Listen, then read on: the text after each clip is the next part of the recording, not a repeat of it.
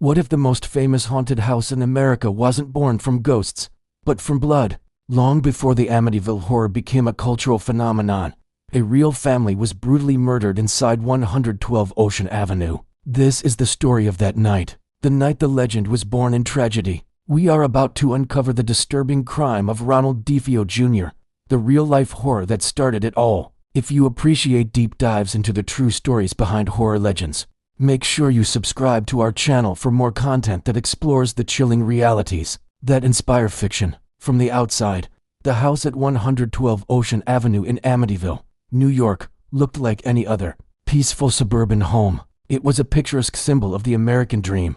Inside lived the DeFeo family, parents Ronald Sr. and Louise, and their 5 children. But behind the perfectly manicured lawn and welcoming facade, the household was a pressure cooker of control, simmering tension, and palpable fear. Ronald Sr. was known for his explosive temper and strict, authoritarian parenting style. This volatile atmosphere particularly revolved around the eldest son, Ronald DeFeo Jr., also known to everyone as Butch. He was a troubled young man, often clashing with his father, and the constant fighting created a home environment that was anything but peaceful.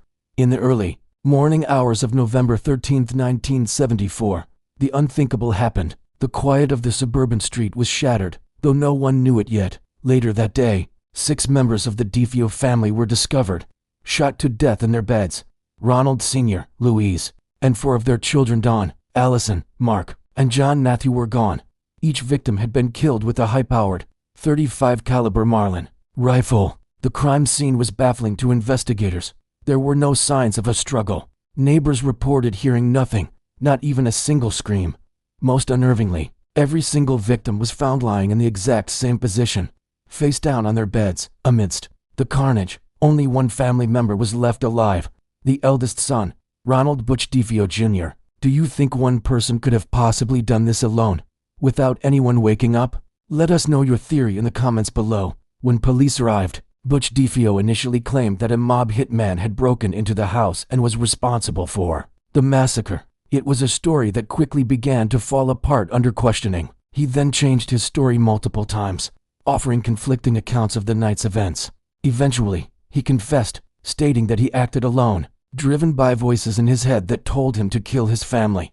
But his confession only created more questions for investigators. The logistics seemed impossible. How could a high-powered rifle be fired multiple times inside a quiet house without waking anyone? Not even the neighbors? Why were there no defensive wounds on any of the victims? And why did his story keep changing, shifting from mob hits to demonic possession and back again? The more he talked, the deeper the mystery became. In October of 1975, the trial of Ronald DeFeo Jr. began. His defense lawyer argued that Butch was legally insane, claiming he was driven by demonic voices and had no control over his actions.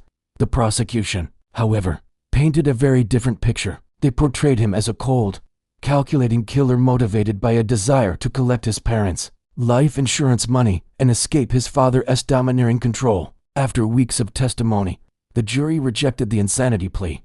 On November 21, 1975, Ronald DeFeo Jr. was found guilty on 6 counts of second-degree murder. He was sentenced to 6 concurrent sentences of 25 years to life in prison.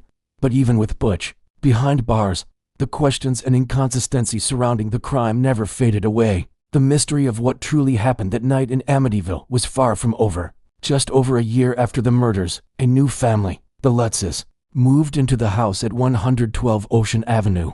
Hoping for a fresh start, they got a great deal on the large home precisely because of its dark history. However, their dream home quickly turned into a nightmare. After just 28 days, George and Kathy Lutz, along with their 3 children, fled the house in terror. They claimed they were tormented by violent, supernatural forces, strange smells, swarms of flies in the dead of winter, cold spots, and a malevolent presence that pushed them to the brink. Their harrowing experience became the foundation for the best-selling book and subsequent blockbuster film, The Amityville Horror. The story of the DeFeo murders was now eclipsed by a tale of paranormal terror. But was the house truly haunted by the spirits of the slain family? Or did the real horror begin and end with the very human act of murder, committed on that cold November night? 6 people lost their lives in a real-world nightmare. A family tragedy that became overshadowed by ghost stories and Hollywood sensationalism. Before the movies, before the books, before the legends, there was Ronald DeFeo Jr. and the brutal crime he committed. The truth of that night remains shrouded in mystery, a chilling reminder that sometimes the most terrifying monsters are not supernatural, but human. If this story disturbed you and you want to explore more real-life events that inspired horror, please like this video, subscribe to our channel, and share it with someone who needs to know the true story. More real horror, based on real stories and real-life events, is coming soon.